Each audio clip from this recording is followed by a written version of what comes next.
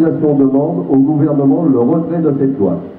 Au-delà du manque de concertation en amont, cette demande est motivée par 5 raisons de fond. L'action collective se verrait désarticulée et perdrait de leur cohérence au risque de dégrader les droits des salariés et leurs garanties collectives, remettre en cause leurs droits et situations. De même, le référendum pourrait servir à court-circuiter les syndicats représentant une majorité de salariés et risquerait d'accroître encore les tensions dans les entreprises.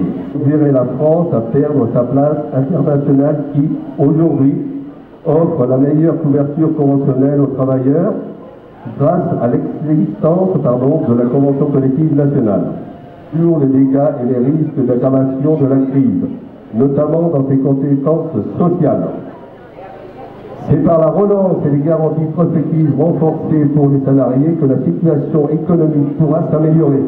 Les déclarations du Premier ministre sur la garantie jeune, par ailleurs déjà annoncées avant ce projet de loi, sans débloquer les budgets nécessaires, relèvent de l'effet d'annonce.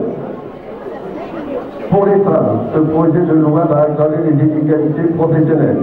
Il a la formation à des formations répondant aux seuls besoins des entreprises et non pas à l'obtention de formations qualifiantes et reconnues pour l'emploi stable et de qualité.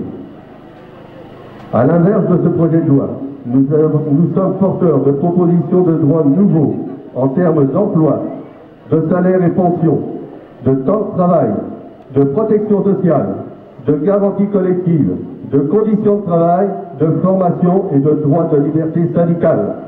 Si le gouvernement ne répond pas, les organisations syndicales CGT, FO et TSU Solidaire, UNEF resteront déterminés à poursuivre et amplifier la mobilisation pour obtenir le retrait du projet de loi travail et à conclure de nouveaux droits sociaux, y compris par les manifestations et la grève interprofessionnelle. Pour interpeller les parlementaires et bien sûr la grande mobilisation, la grande journée de grève et de manifestation à 14h30 le 9 avril, Orléans, donc je vous rappelle, Orléans par ville de la cathédrale à 14h30. Cambry, Savoie, les jeunes dans la galère, les vieux dans la misère, de cette société-là, on en veut pas. Les jeunes dans la galère, Les vieux dans la misère, de cette